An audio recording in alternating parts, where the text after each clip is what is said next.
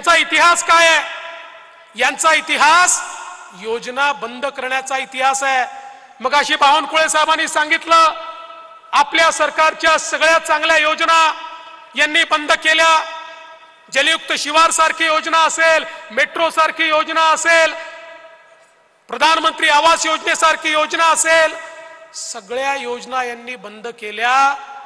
बंधू भगिनींनो, आज पुन्हा एकदा आपल्या महायुतीच्या सरकारनं अशा योजना आणलेल्या आहेत की जनमानसाच्या मनामध्ये ज्या योजना घर करतील अशा योजनांची सुरुवात आपण केली आहे. आपल्याला माहिती आहे, लाडकी बहीण योजनेसारखी योजना आमच्या बहिणींच्या सन्मानाची योजना, ही मदतीची योजना नाही आहे.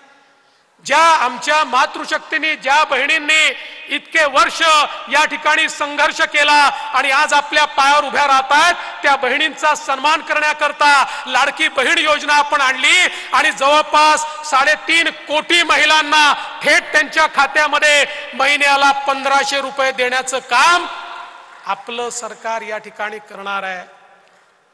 हे किती नाटकी लोक आहेत बघा, लबाड आहेत, लबाड.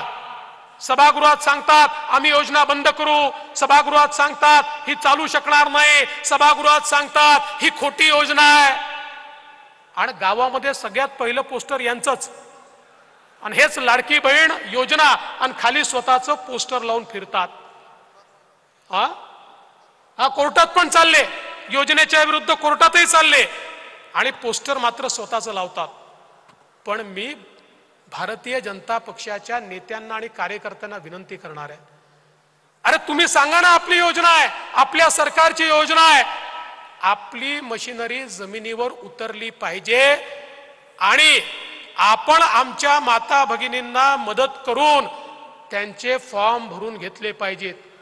एक गोष्ट लक्षात ठेवा, हे जे काही महाविकास आघाडीचे लोक आहेत यांनी एक स्ट्रॅटेजी ठरवली आहे. त्यांची स्ट्रॅटेजी काय आहे? ते लोक महिलांचे फॉर्म भरून घेणार आहेत आणि फॉर्मच सबमिट करणार नाही आहेत, आणि मग त्या महिलांच्या मनामध्ये कुठेतरी सरकारच्या विरुद्ध रोष तयार करायचा की बघा तुमचा फॉर्म भरला होता पण सरकारने तुम्हाला पैसे दिले नाहीत. त्यामुळे महिलांनाही सांगा, हे जे लबाड या ठिकाणी तुमच्याकडे येऊन फॉर्म भरून घेतायत, हे तुमचा फॉर्म सरकारकडे सादरच करणार नाही आहेत. त्यामुळे उद्या जर तुम्हाला त्या ठिकाणी पैसे मिळाले नाहीत तर दोष आम्हाला देऊ नका.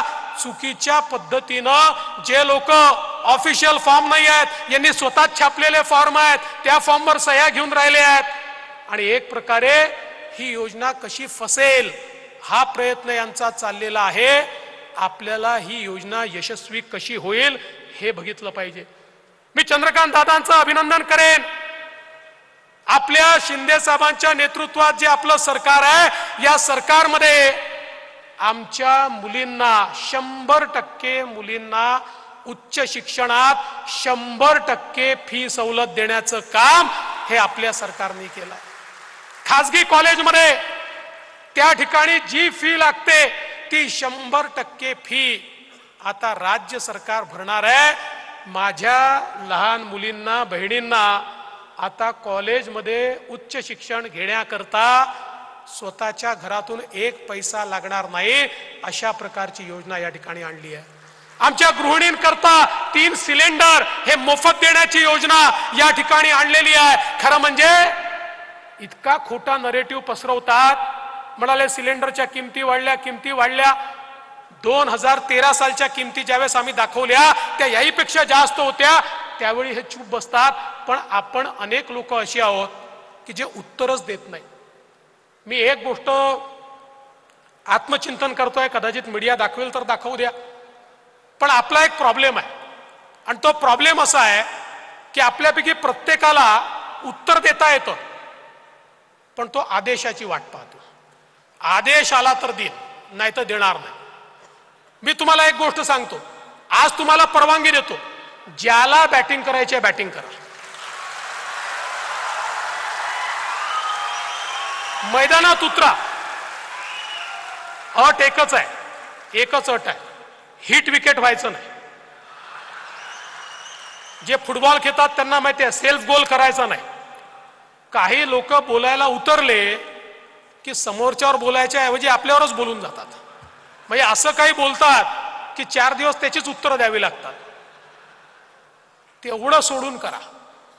बाकी आदेश विचारू नका, मैदानात उतरा, ठोकून काढा.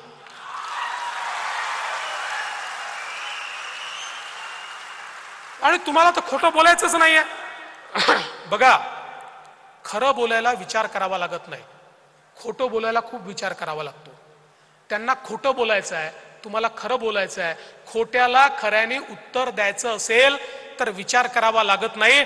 आणि मला विश्वास आहे तुम्ही सगळे उतरले पाहिजेत.